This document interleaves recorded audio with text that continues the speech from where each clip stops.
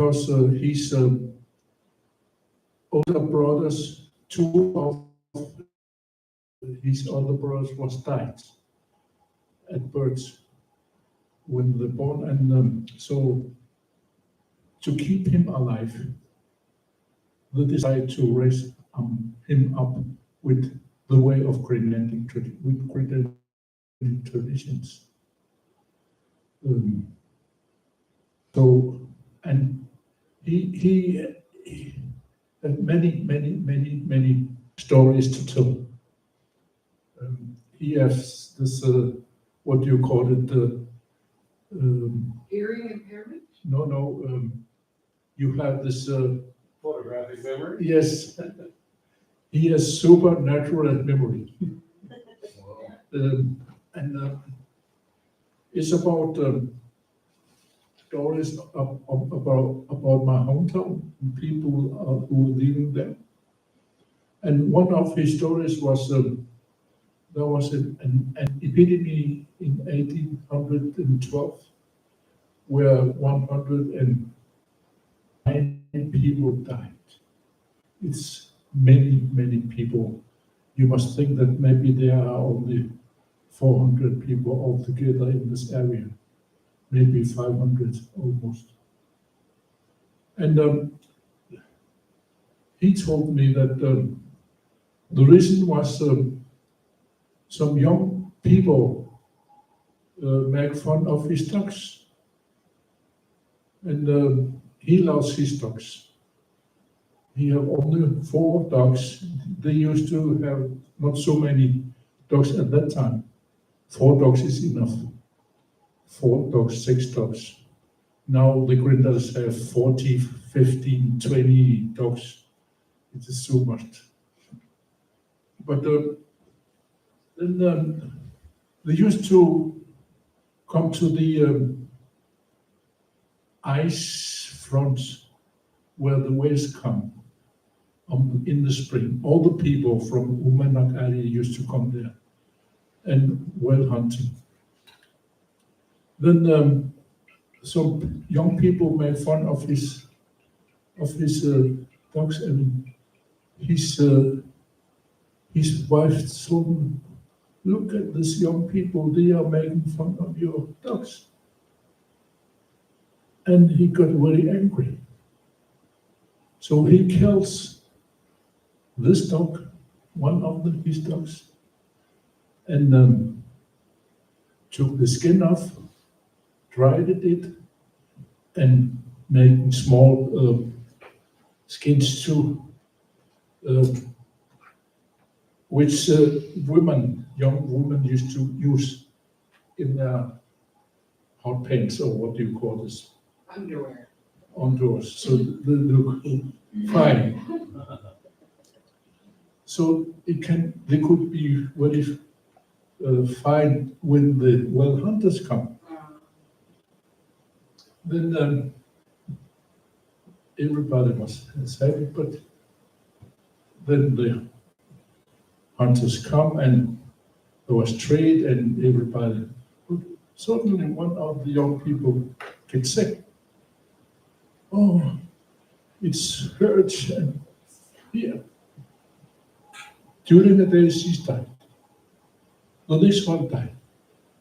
And many people started to die from day to day. And when the people are sick and dying, we suddenly saw the dog, which young people have made fun of.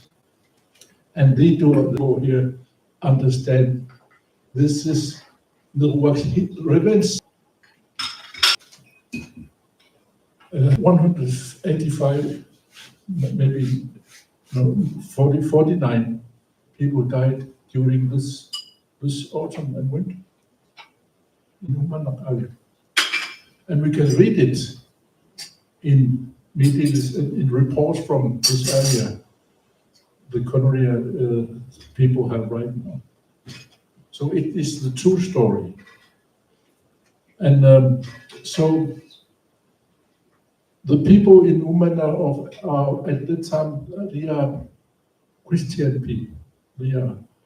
They have changed their faith to Christianity, and so they could not kill to make revenge. But in north part of the area, in Umana, there were still some people who not baptized. So they brought one and make agreement with this guy to kill the man who have killed 149 people. And he kills him. And actually, as the Greenlanders would like to do so his soul not make revenge to other people. So this guy hung up and they said, what shall we do with his tongue? And the shaman said, if you take it off and give the tongue the dogs, the Nilwak's soul cannot find it, and Nilwak soul not can find his tongue. He can make a little bit for you. So to the dogs and the arms to the icebreaker, and it split his body up. So this was the latest kill in Inuit way in Umanap area. And this is a true story because we can read it in report from the colony.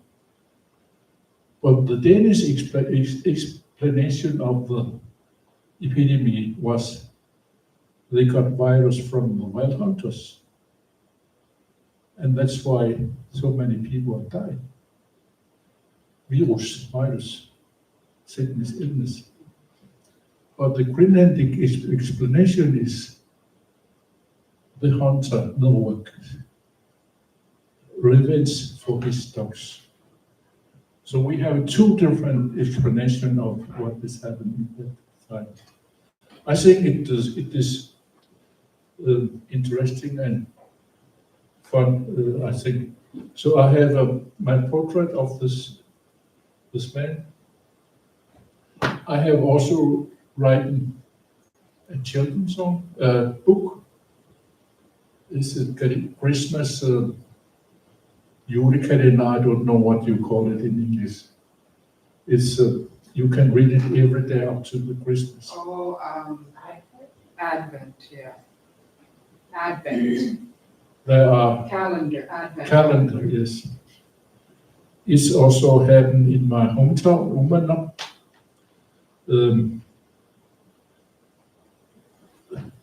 A boy named Kunuk believes Christmas, what do you call this? The small elves? Elves. What? Elvis. Elves, yes, Yeah, elves. elves, yeah. So he became friendship with this elves in his home, who live up the top of his house. But in the house of the Danish trade master, there are living trolls. So they fight each other because the Danish trader kolonibestyrer haven't or because he can see that his daughter couldn't come to Umana.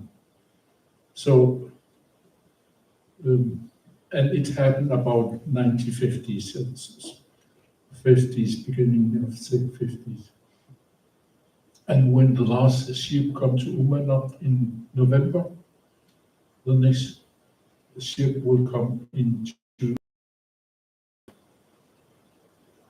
So the elves and the trolls and Kunuk fighting to get some Christmas trees to Umana and writing to the Santa Claus through Radio Greenland. Got very popular. It is written in Greenlandic and Danish and put out. And I have also made a cartoon movie on this. Can you see bring the wisdom of Usapak? Yeah. Wisdom words. Wisdom words.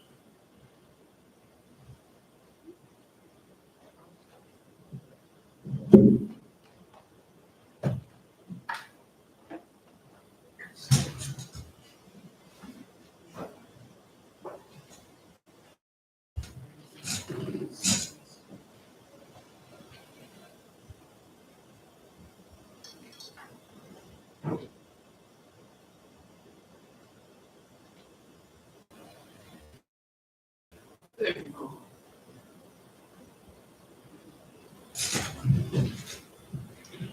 All stories are the experiences of people, and they are not always beautiful things you hear about. But it is not possible to embellish a story so that it can be pleasant to hear, when it must at the same time be true. The tongue be related according to whim and taste. Can trust the words of newborn, but the experiences legends. I do not speak from myself. It is the wisdom of the fathers that speaks through me. I started to write my book on their way. And before that, when I started to write my generation's history through my own experiences, I was not. On the way, I was afraid, and asked myself, do I have courage to write these things? Because maybe it would hurt some people. It's about my parents. It's about my sisters. It's about my friends. It's about my teachers. Then I found this word by Usaprik, who said,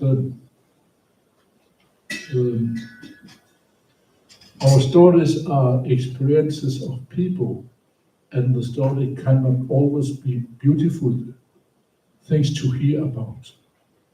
But it is not possible to embellish a story here when it must be, when at the same time be true. So it gives me some courage to write these things. As a writer and songwriter, I've been and still in Greenlandic history. But the old pre-Christian period, and especially the modern part of history that started around the World War II, the modern transformation into a more human costs, and where we in Greenland are still experiencing the aftermath of this. These are expressed in the many suicides among Greenlanders, especially young men. It is also expressed in many neglected children, just to name. There were many diseases. No, it is also something to do with the Greenlandic cultural identity and individuals, but also about a society. In material kultur. Until 53, development only happened slowly in Greenland. The Second World War was an eye-opener for both Greenlanders and Danes in Denmark. At that time, Greenlanders lived around in many small settlements. The housing conditions were miserable, and those also the state of health, and there was a lot of poverty. And in the World War II, Greenland was independent from Denmark because Denmark was occupied by German Nazis. Greenland National Council, headed by the Danish governor, entered into agreement with the United States and Canada. Rules were established between Greenland and United States. Greenland could supply with cryolite to aluminium production. So Americans and Canadians can make their aircraft. And at the same time, the United States needed Greenland for strategic reasons. After the Second World War, the United States wants to buy Greenland, but the population of Greenland said no thanks to the United States. In 1945, in Nuuk, the population collected money and bought a large flagpole and putting a large ceremonial celebration went in procession. The flag was raised with these words. This flag illustrates that Greenland wants to belong to Denmark forever. Greenland got its own flag in 1950, but despite Home Rule in 1979 and self-government in 2009, Dannebro, as the Danish flag is called, is still raised every Sunday on that flag stand on this day. But everybody has forgotten why this flag is up. Greenland became as equal part of Denmark in 1953. It was a wish from Greenland itself and a wish from many Danes in Denmark. If you read Greenlandic literature, it shines true that the intellectual Greenlanders trained as catechists and teachers from the seminary in Nuuk want full equality with Danes, same rights and almost same duties for Greenlanders and Danes. It was many years before the United Nations wrote down human rights and the rights of indigenous people. But equality in 1953 was on Danish terms, and that's why the problems came up. And I have already mentioned the human cost. The Greenlandic backlash came at the end of the 1960s and the beginning of 70s. This resulted in introduction of Greenland Home Rule. So the development in Greenlandic terms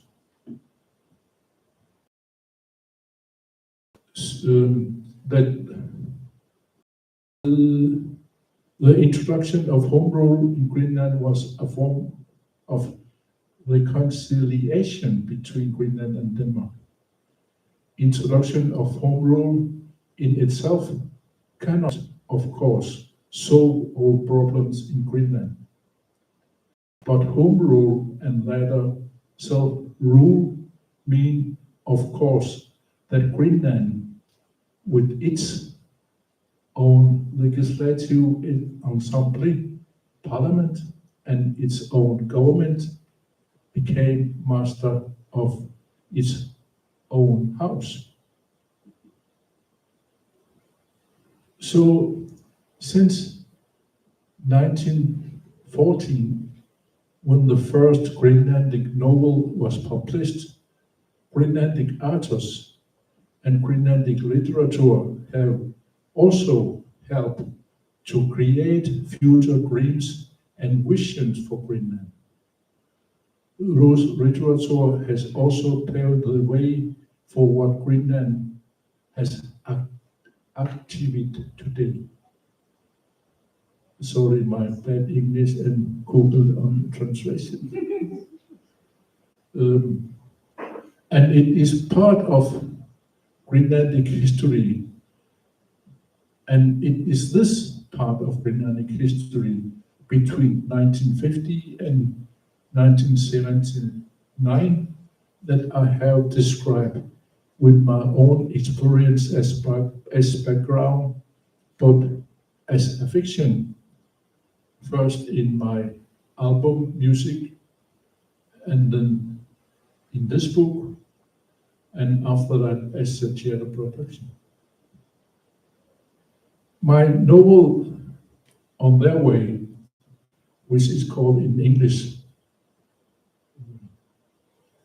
if you go up here, you can see this.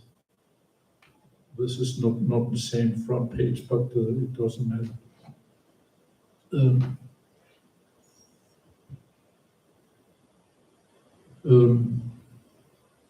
When I had write my song, my novel On Their Way is not only the story of a young man's experiences as a child and as a teenager. It is also the story of Greenlandic family disintegrating because of the parents' desire for their children to have better future condition than themselves, to get an education and become as good and skilled as the Danish people. When I had to write my songs, which not only describe but also criticize condition in my own immediate environment, family and friends, I ask myself, do I dare? Do I have courage for it? Surroundings to me and to my songs, my book, my play.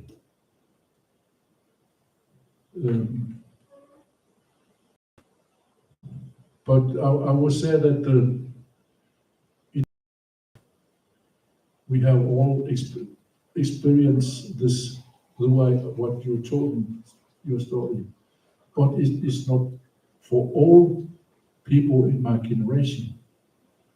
This is for some part of my generation, because there are few chosen people who go further to education.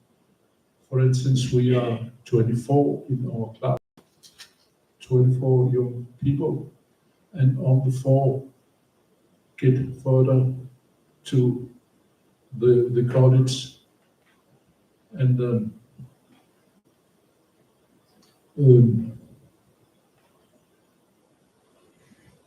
so it is only for some part of our generation.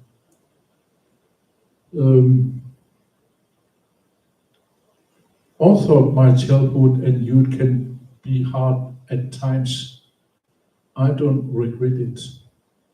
It provides a solid breeding ground for me, for my adult life. And many friendships and falling in love was created.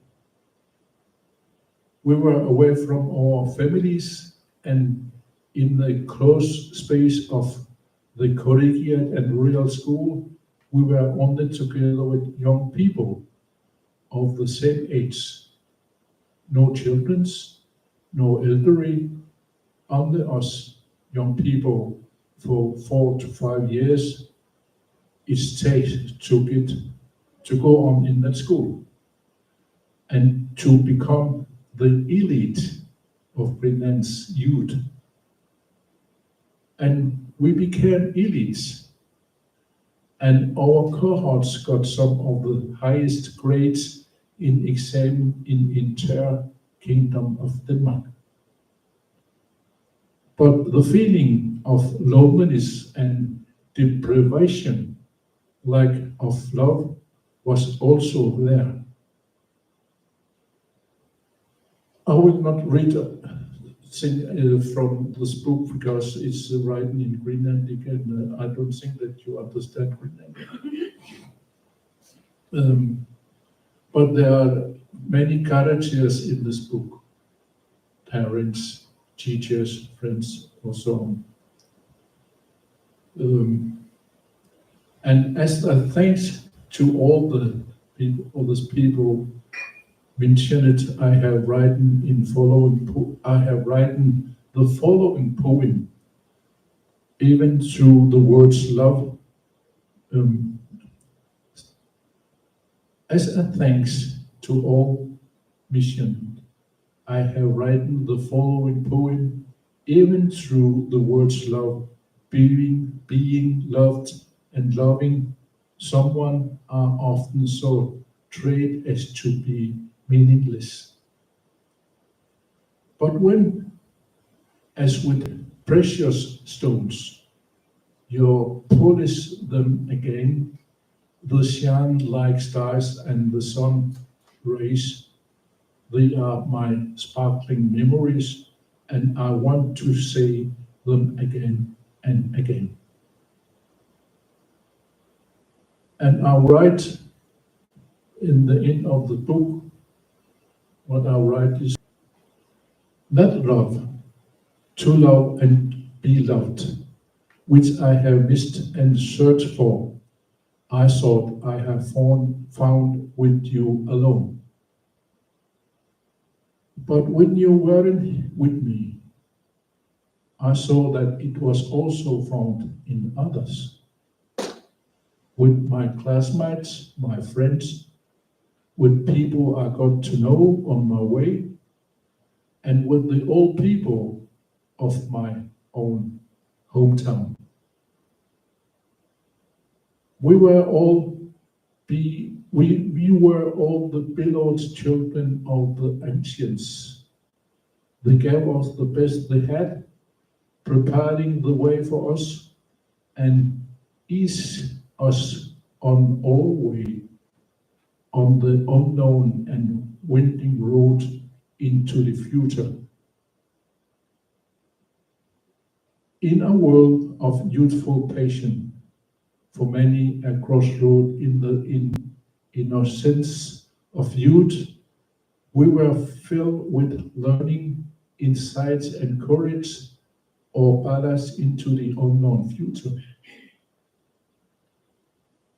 We owe thanks to all parents and the others who loved us for unselfishly preparing the way in the life for us, to let us understand the meaning of life and show us that our lives are the most precious thing they have. On my long road through life, I think, I finally found true love, who surrounded me constantly with classmates, friends, siblings, and family groups, and others I got to know on my way. Love inside me. Finally, when you agreed to accompany me to the end of the longest route I shall enter in my life, dear to me as to you, classmates and friends, siblings and family group, and others my way.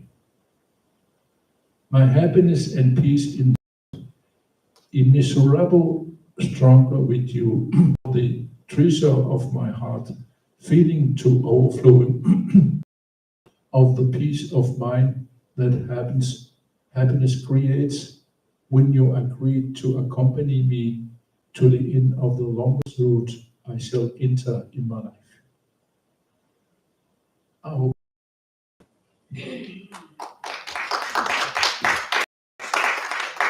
Comments, questions from anyone?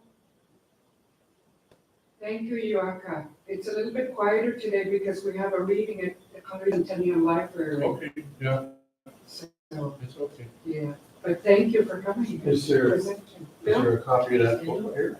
Yeah, the English version Yeah, do you? No, on their way. but maybe you can buy it online. Okay.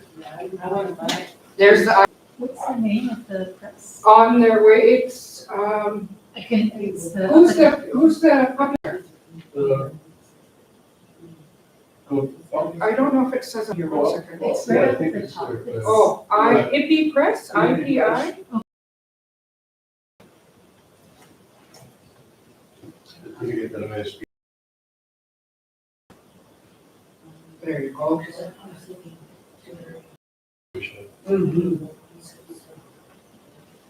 I won't let the books stay here. I'm interested in the Take it Christmas with you one. if you want to have it. Maybe, maybe it's not this one. Maybe, I bet you will have it. Okay. This is cute. The Christmas book. Beautiful.